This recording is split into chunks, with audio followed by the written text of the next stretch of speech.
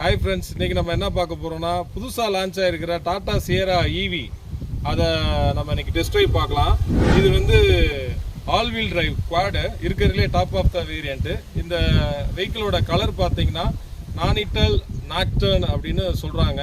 அது நீங்கள் நான் ப்ரொனன்சியேஷன் தப்பாக இருந்தால் செக் பண்ணிக்கோங்க.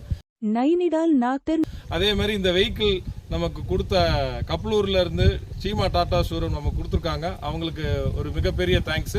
நம்ம இந்த வெஹிக்கிளை டெஸ்ட் ட்ரைவ் பண்ணி இதில் பார்க்கலாம்.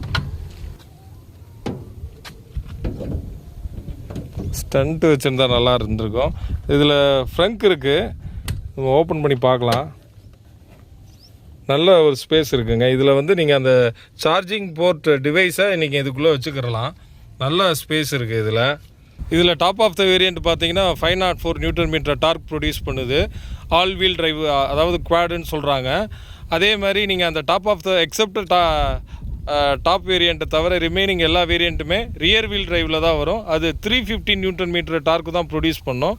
அதை நம்ம அந்த டிரைவில் எப்படி பெர்ஃபார்மன்ஸ் பண்ணுதுன்னு பார்க்கலாம். நார்மல் பெட்ரோல் டீசல் காருக்கும் ஈவிக்கும் ஃப்ரண்ட்டில் வந்து உங்களுக்கு இந்த மாதிரி பெரிய கிரில் வந்துடுது.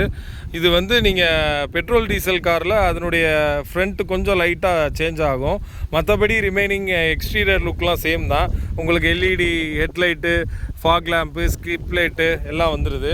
அதேமாதிரி உங்களுக்கு இது பார்த்தீங்கன்னா டாப் ஆஃப் த வேரியண்ட்டில் 19 inch உங்களுக்கு அலாய் வீல் வருது. 4 வீலும் உங்களுக்கு வந்து டிஸ்க் பிரேக் வருது. எனக்கு தெரிஞ்ச பேசிக் மாடலில் இருந்து உங்களுக்கு 4 வீல் டிஸ்க் பிரேக் வரும்.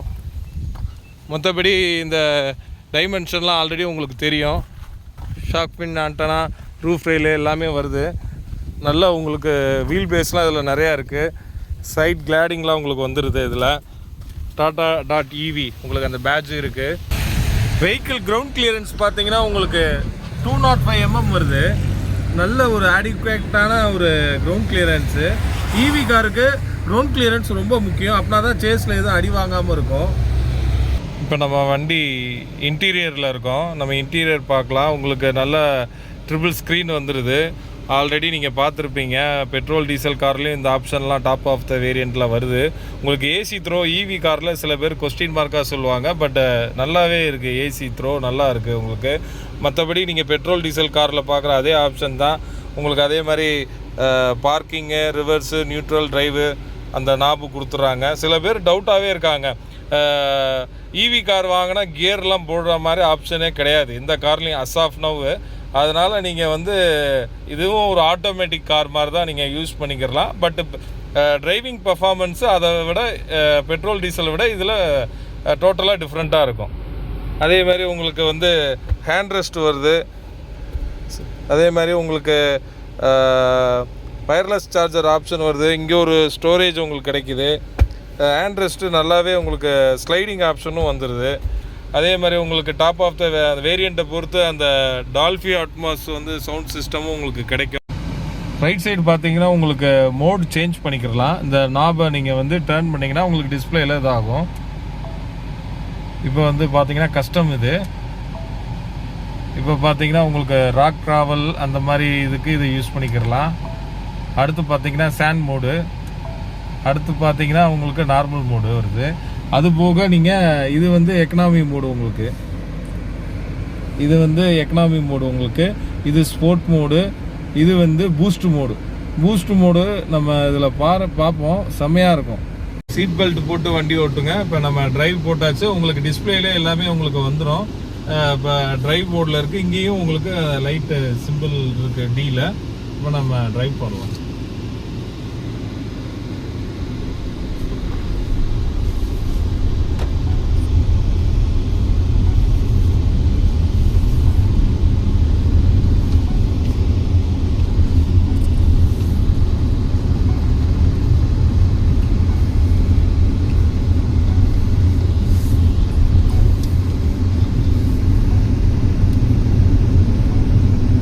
எக்கனாமி மோட்லேயே நல்லாவே இருக்குது. நம்ம ஒரு நல்ல ஒரு டார்க் கன்வெர்ட்டர் போடுற ஃபீல் இருக்குது. அதை விட நல்லாவே இருக்கிற மாதிரி இருக்குது எனக்கு. எக்கனாமி மோடு ஒரு நல்ல டார்க் ப்ரொடியூஸ் பண்ணுது. ஏன்னா அது 504 Nm டார்க் ப்ரொடியூஸ் பண்ணுற வெஹிக்கிள். அதனால் எக்கனாமி மோடு ரொம்ப சூப்பராக இருக்குது இப்போதைக்கு. அதே மாதிரி உங்களுக்கு ரீஜென்ரேஷன் மோடு இருக்குது. பேடல் ஷிஃப்ட்டில் இப்போ வந்து இது இங்கே இருக்குது பாருங்கள். இதை நீங்கள் ப்ரெஸ் பண்ணிங்கன்னா லெவல் 1 காமிக்குது பாருங்கள். லெவல் 2 அப்படியே இன்க்ரீஸ் பண்ணலாம். அடுத்து லெவல் 3. லெவல் 3னா ஆல்மோஸ்ட் நீங்கள் ஆக்சிலேட்டர்லேருந்து காலை எடுத்துட்டிங்கன்னா ரொம்ப டைட்டாகவே உங்களுக்கு பிரேக் அப்ளை ஆயிரும்.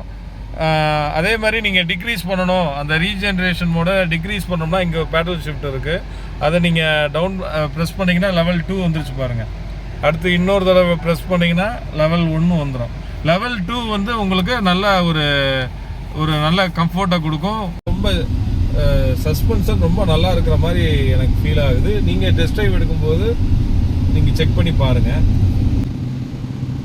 ஸ்டேரிங் எப்படி ஏதாவது பார்க்கலாம்.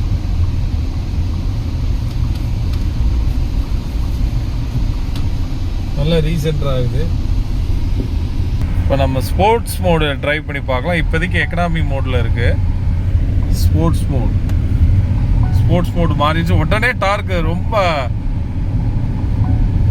லைட்டாக தொட்டாலே 80 போகுது பாருங்க, எங்கேயோ போகுது.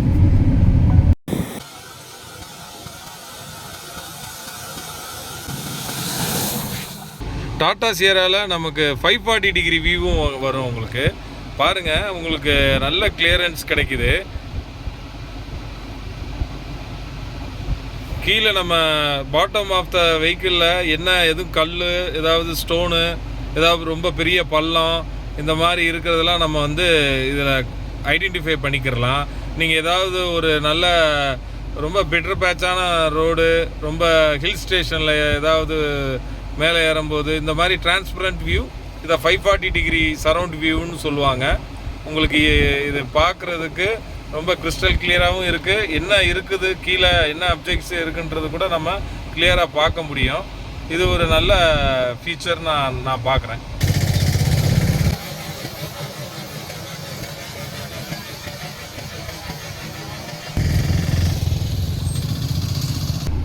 ஸோ உங்களுக்கு வந்து டிரைவிங் பெர்ஃபார்மன்ஸ் ரொம்ப ஸ்மூத்தாக இருக்கும். எலக்ட்ரிக் காரை பொறுத்த வரைக்கும் பெட்ரோல் டீசல் கார் மாதிரி உங்களுக்கு பெருசாக வைப்ரேஷன் இருக்காது.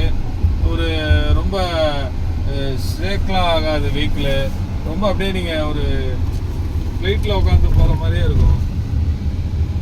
இப்போ கூட நம்ம ஒரு சின்ன மேடு பள்ளத்தில் ஏறி இறங்கிச்ச வெஹிக்கிள். பட் ஆனால் உள்ள பெருசாக ஒரு தூக்கி போடலை, ஒரு இது இல்லை. நல்ல ஒரு கம்ஃபர்ட்டாக வச்சுருக்குது உங்களுக்கு. நம்ம இப்போ ஹைவேல டெஸ்ட் பண்ணி பார்க்கலாம். இப்போ நம்ம பூஸ்ட் மோடு ஆக்டிவேட் பண்ணி பார்க்கலாம். ஓட்டோலே பாருங்க, இந்த ஃப்ளைட்டு கூட தோத்து போகும் போல அவ்வளோ ஸ்பீடாக பாருங்க. 120 போயிடுச்சுங்க, 125 போயிடுச்சு.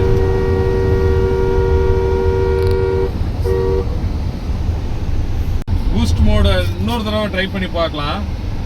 பூஸ்ட் மோடு ஆக்டிவேட் பண்ணிட்டா உடனே இந்த ஃப்ளைட்டில் போகிற மாதிரியே இருக்குங்க. பேசாமல் டாட்டா வந்து ஃப்ளைட்டையும் இந்த காரையும் சேம் டைமில் ஓட்டி அதை ஒரு வீடியோ மாதிரி கவர் பண்ணாங்கன்னா செம்மையாக இருக்கும். பாருங்கள், நல்ல ஒரு இதில் போகிற 120க்கு மேலே போகுது நமக்கு வெஹிக்கிள். கான்ஃபிடென்ட்டாக ஓட்ட முடியுது. செம்ம ஸ்பீடில் போகுதுங்க. அதுவும் ரொம்ப லைட்டாக ஃபெதர் டச் பண்ணாலே போதும்.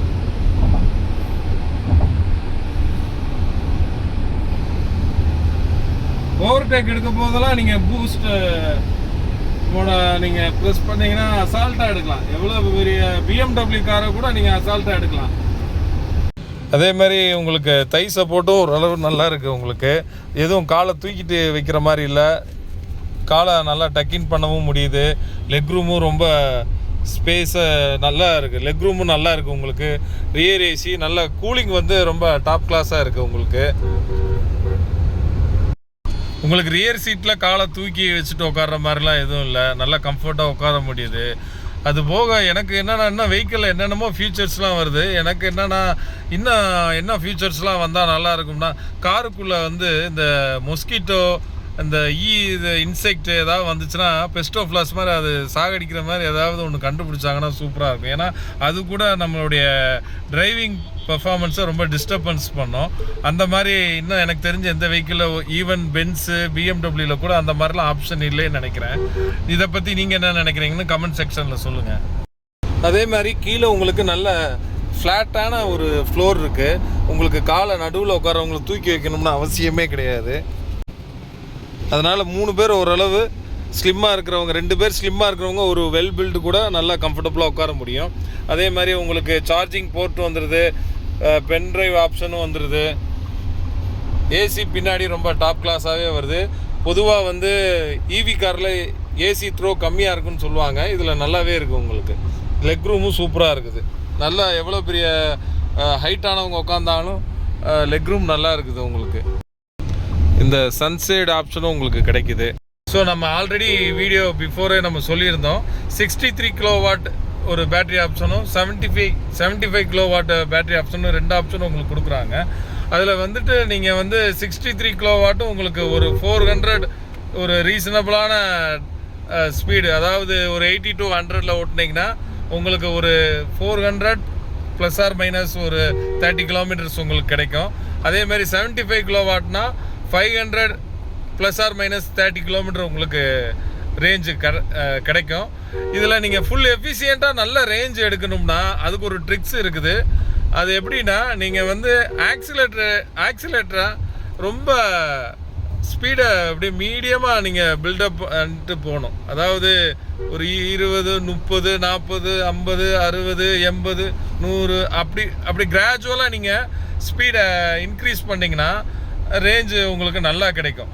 எடுத்ததுமே ஓங்கி அழுத்துனீங்கன்னா உங்களுக்கு அந்த பேட்டரியில் நிறைய சார்ஜ் எடுத்துக்கிறோம், அதனால் உங்களுக்கு ரேஞ்ச் வந்து ட்ராப் அவுட் ஆகும்.